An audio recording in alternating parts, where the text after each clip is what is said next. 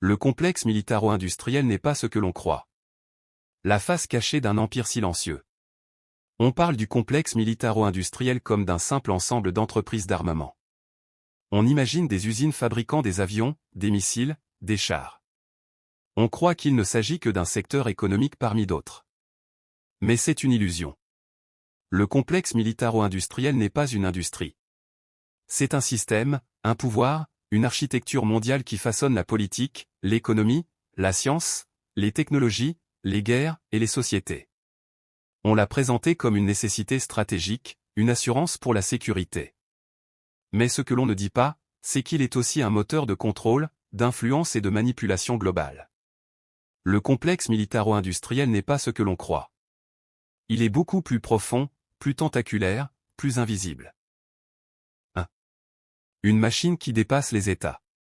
Officiellement, il s'agit d'une alliance entre les armées, les gouvernements, les industries de défense, les laboratoires de recherche et les technologies avancées. En réalité, il dépasse les États eux-mêmes. Car le pouvoir ne réside plus dans les gouvernements élus, mais dans les fabricants d'armes, les géants de l'aérospatiale, les entreprises de cybersécurité, les multinationales technologiques liées au budget militaire et les think tanks stratégiques qui définissent les politiques avant même qu'elles ne soient votées. Ce sont eux qui dictent les priorités. Ce sont eux qui décident ce qui constitue une menace. Ce sont eux qui influencent les conflits, les alliances, les ennemis. Les dirigeants passent, mais le complexe militaro-industriel reste, immuable, structuré, auto-alimenté. 2. Un système qui a besoin de guerre pour exister. Il ne peut fonctionner que si les conflits existent. Car sans ennemis, sans tension, sans insécurité, le budget militaire s'effondre. Les actionnaires perdent. Les usines ferment. Les programmes sont annulés. Alors le système veille à ce que les menaces soient toujours présentes. Ennemis invisibles, cyberattaques permanentes, tensions géopolitiques artificielles, terrorisme sans fin, compétition spatiale et les guerres par procuration. La paix totale serait une catastrophe économique. Le complexe militaro-industriel n'a pas pour objectif de protéger la paix, mais de préserver le besoin de protection. 3. Le contrôle de la science et de la technologie. Contrairement à ce que l'on pense, les grandes innovations ne naissent pas dans les garages, ni dans les startups. Elles viennent de budgets militaires. Internet, GPS, satellites, drones, matériaux avancés, robotique, supercalculateurs, technologie spatiale. Le complexe militaro-industriel absorbe les meilleurs scientifiques, les meilleurs laboratoires, les meilleures universités. Il décide quelles recherches sont financées. Il oriente les découvertes. Il filtre ce qui doit être révélé au public. Et ce qui doit rester secret. Chaque technologie qui arrive jusqu'à nous est déjà une version ancienne, édulcorée, civile, déclassifiée. Le futur technologique n'est pas inventé par les ingénieurs civils. Il est décidé par des stratégies militaires. 4. Le pouvoir invisible du renseignement. Le complexe militaro-industriel n'est pas uniquement matériel. C'est aussi le monde du renseignement, des agences secrètes, des opérations clandestines. Ce sont la NSA, la CIA, le MI6, le Mossad, le FSB, les services chinois, les opérations privées sous contrat. Ces entités ne se contentent pas de surveiller. Elles recrutent, infiltrent, manipulent, renversent des gouvernements, orchestrent des crises. Contrôlent l'information, possèdent des bases de données sur des populations entières.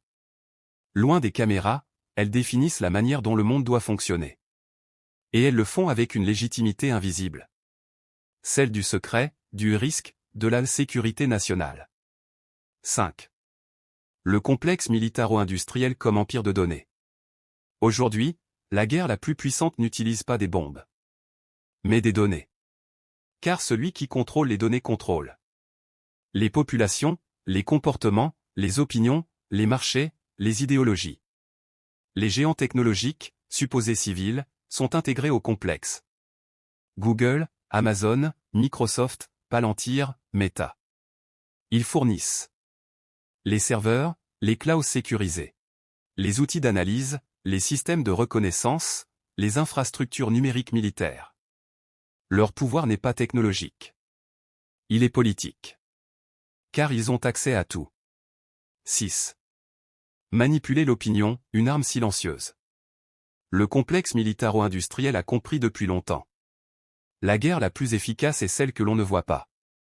Aujourd'hui, les batailles se jouent dans les réseaux sociaux, la psychologie des masses, la désinformation planifiée, la propagande algorithmique, la création de récits, la polarisation politique. On ne conquiert plus un pays avec des tanks. On conquiert les esprits.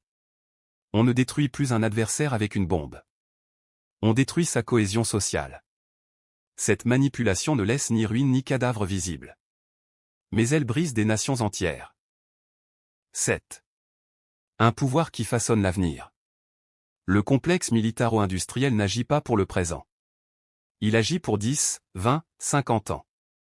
Il construit les alliances futures, les technologies de domination, les architectures de surveillance, les bases militaires mondiales, les routes énergétiques, les nouveaux théâtres de guerre. Il détermine déjà quelles nations seront puissantes, lesquelles seront affaiblies, quels peuples seront surveillés, quels continents seront militarisés. Ce n'est pas un acteur du monde. C'est l'ingénieur du monde. 8. Le mythe de la démocratie. On croit que les gouvernements décident. Mais ce sont les institutions militaires et industrielles qui rédigent les lois de sécurité, définissent les priorités stratégiques, choisissent les ennemis, distribuent les budgets, orientent les alliances. Les élus changent tous les 4 ou 5 ans.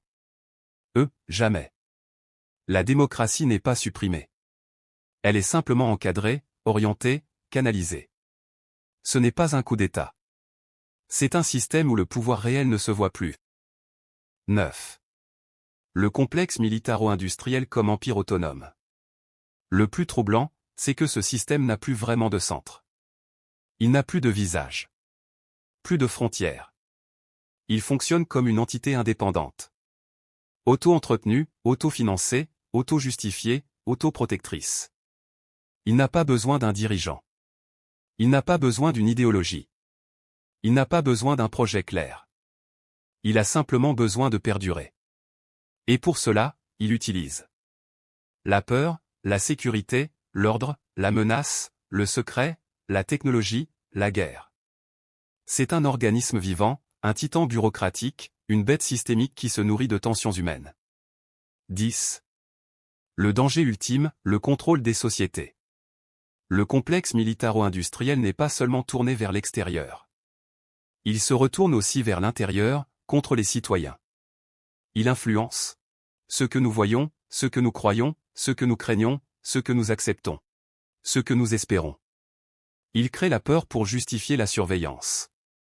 Il crée les menaces pour légitimer son existence. Il crée des récits pour orienter les peuples. Ce que nous appelons sécurité est souvent son langage. Ce que nous appelons menace est souvent sa stratégie. En conclusion, un empire caché au cœur du monde. Le complexe militaro-industriel n'est pas un secteur.